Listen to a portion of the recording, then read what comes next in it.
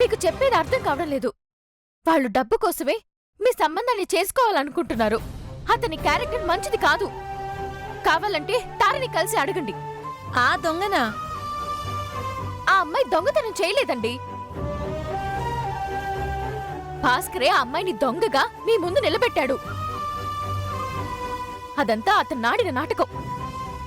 అసలు తారెవరో కాదు, భాస్కర్ ప్రేమించి మోసం చేసిన అమ్మాయి. మీరొక్కసారి తనతో మాట్లాడితే అనే విషయాలు తెలుస్తాయి.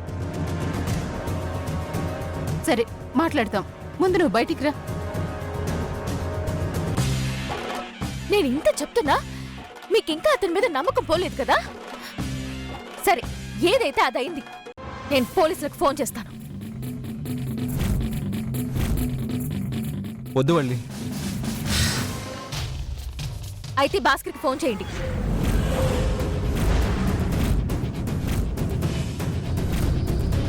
మీరు చేశారంటే వెంటనే త్రిపురకి నచ్చచెప్పి ఇంటికి తీసుకొస్తాను. తీసుకొస్తావా? పెళ్లిలో చేసినట్టు అట్నుంచెటే పంపించేస్తావా? అది నిజమే. నిన్ను నమ్మడానికి లేదు. నువ్వు చేసిన మోసం వల్లే కదా ఈ పెళ్ళయింది.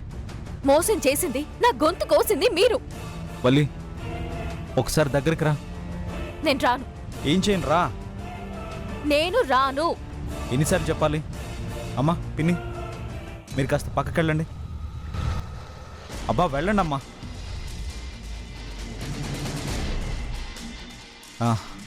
రావళ్ళి, నీతో ఒక ముఖ్యమైన విషయం చెప్పడం మర్చిపోయాను. చెప్తాను రా.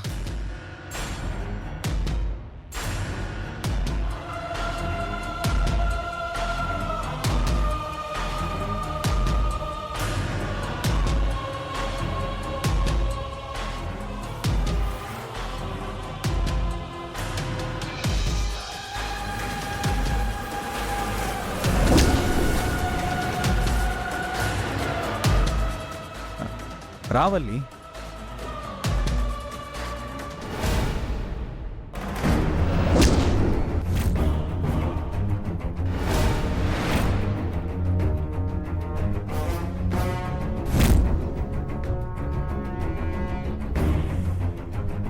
సరే రా.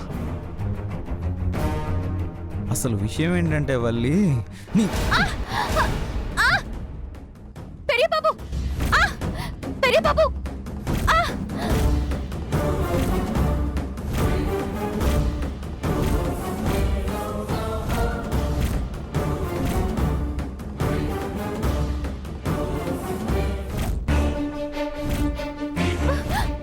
బాబు.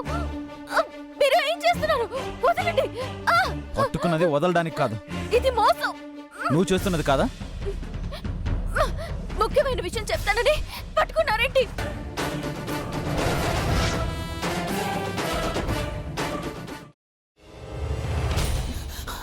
నువ్వు ఇంకేమన్నా చెప్పాలా? ఇంకేమన్నా అబద్ధం చెప్పాలనుకుంటే చెప్పేయి. నేను చూడాలనుకుంటున్నాను నన్ను మోసం చేయడానికి నువ్వు ఎంత నీచానికి దిగజారగలవు అని. ఎందుకు ఆలియా, ఎందుకు నువ్వు ఇలా చేసావు? నీకు తెలుసు కదా, నానమ్మ తర్వాత నీ ఒక్కదానిని కదా నేను పూర్తిగా నమ్మేది. ఏమన్నావు నువ్వు? ఈ మధ్య అన్నిటినీ మర్చిపోతున్నావా? అది చాలు. వాటిలో ఉన్న శక్తి విషయాన్ని గ్రహించి మనకు వివరిస్తాయి.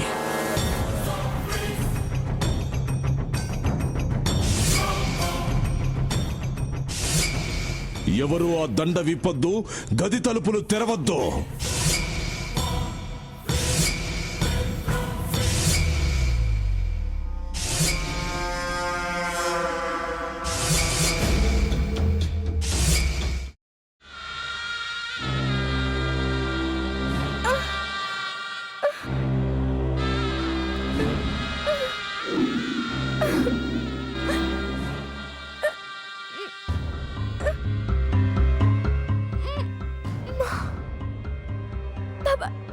వద్దు బాబాయ్, నేను చేయొద్దు బాబాయ్, ప్లీజ్ బాబాయ్. నీకు నిజం తెలిసినప్పుడే నా ఆలోచనలో నువ్వు చచ్చిపోయావు.